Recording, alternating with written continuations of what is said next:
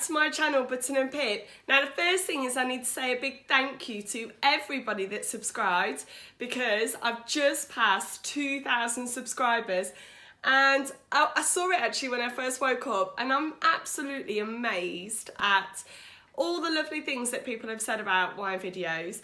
When I started this, it was me just jabbering on.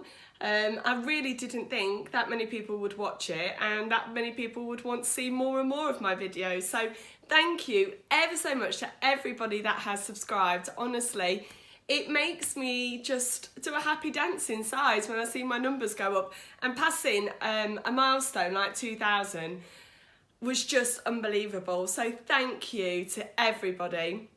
Now today what I'm going to talk to you about is a very special make actually. And I'll tell you a little story how it came about. So Nina Lee Patterns, they put a call out, it must have been about 6 months ago, maybe last summer even, for pattern testers. Now I've never pattern tested before and I was a little bit nervous, so I applied, and unfortunately on the first couple of tries I didn't get chosen. I think it was the Carnaby and the blazer, was it the Morris blazer? But I just thought, oh well. Anyway, this time it came out and it was talking about the Kew Dress Expansion pack. Now, I've never actually made the Kew dress and I've seen so many gorgeous versions, and it just seems the perfect summer dress. So when this pattern tester call came out, I crossed my fingers. I was like, I really hope I get chosen for this one. And I got the lovely email saying that yes, I had been chosen. So if you haven't seen, Nina Lee has released, not the Kew dress, that's already been out last year, but the Kew Dress Expansion pack. So it's used the same bodice, but there's two skirt versions. So there's the straight pencil skirt version or the gathered skirt version, and I was super excited when I saw the line drawing of each of the versions. I went instantly to this one, and it just reminds me a bit of a wiggle dress. So first of all, let me show you the dress that I made. So I put some videos up as well. It is the strapless. I didn't do the cold shoulder. I don't really like the cold shoulder. Anyway, I'll tell you why I didn't do that version. But I went with the strapless version bodice with the pencil skirt. And it gives you kind of the wiggle look as a dress. Now, going back to why I chose this one. Now, as soon as I saw the pencil skirt version, I knew I wanted to make it in some denim. And I thought, well, the cold shoulder version wouldn't go very well, and especially this thick denim. So I got this denim from a shop in Colville close to me called Boys. And it's a bit of a laugh actually that every time I take the girls to dancing, I nip in there, and they've got a haberdashery at the back, and it's kind of like, well, it's in the old Woolworths, and it's a little bit like an old Woolworths actually. They just sell everything, and at the back they actually have fabrics. Now they don't stock the same lines over and over again, but they had this denim in. So after I'd been selected as a tester, I went straight down there that Saturday and picked up some of this, and I think I picked up 2 meters, and it is really lovely. It's not too thick, but it's got a thickness that the cold shoulder just would not work. And I'm just never too sure about the cold shoulder, because I always think, how much movement will you actually get? Look at me, chicken winging. How much movement actually would you get if you had the cold shoulder? But that wasn't the look that I was actually thinking about going for. So I did just the strapless.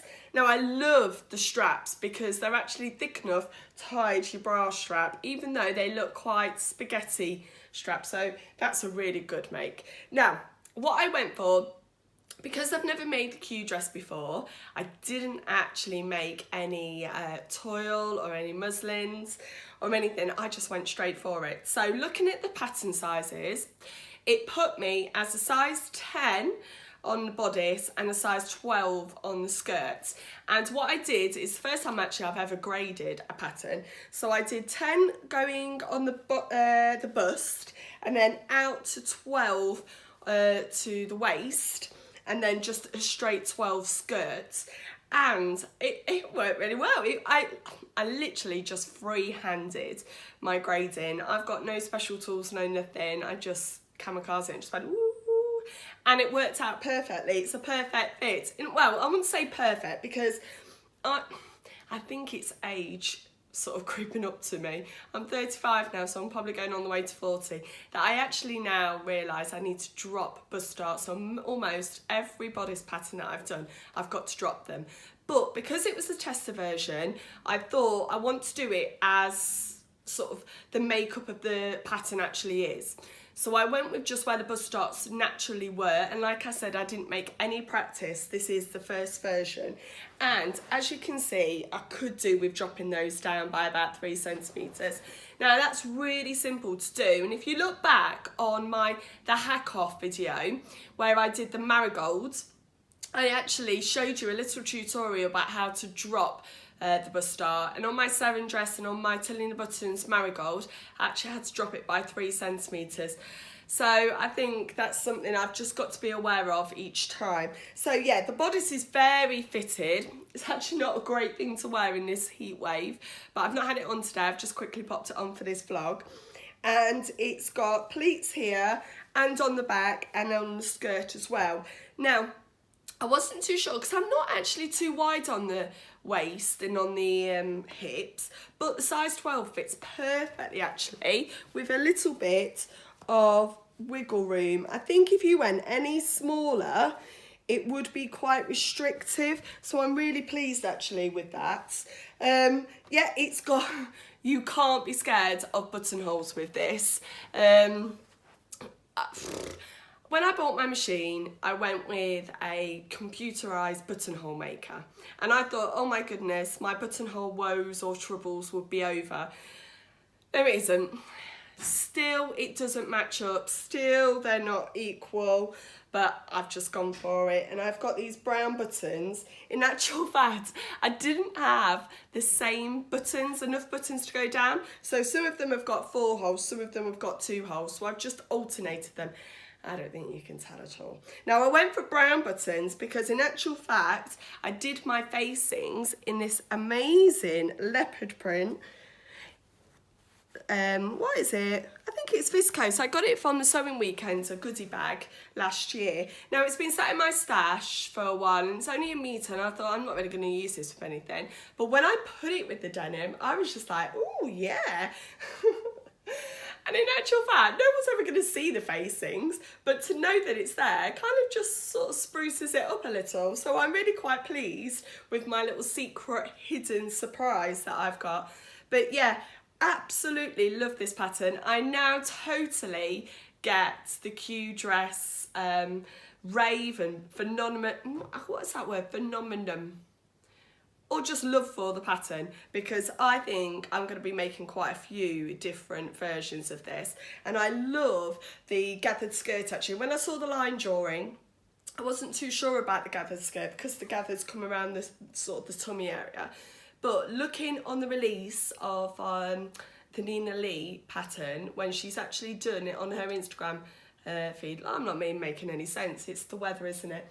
So the released photo of the expansion pack, there we go, actually is the gathered skirt, and I actually really like how floaty it is, and maybe putting some patch pockets might look quite nice actually.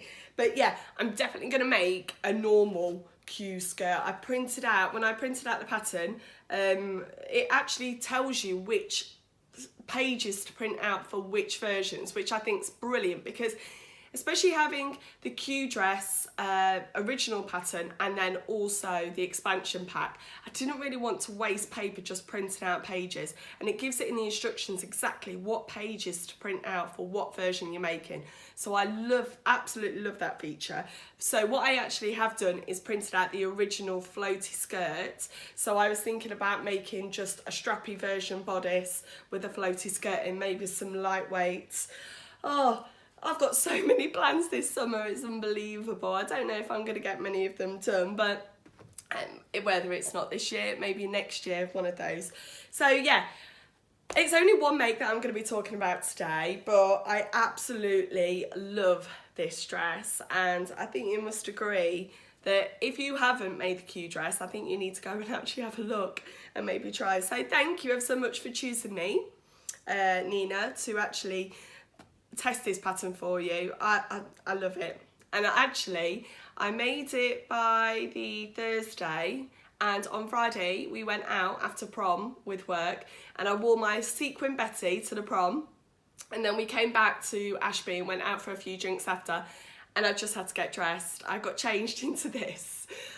No way am I going out with my sparkly Betty for a few cocktails, so I got changed in this, and my friends were like, oh, I love that dress.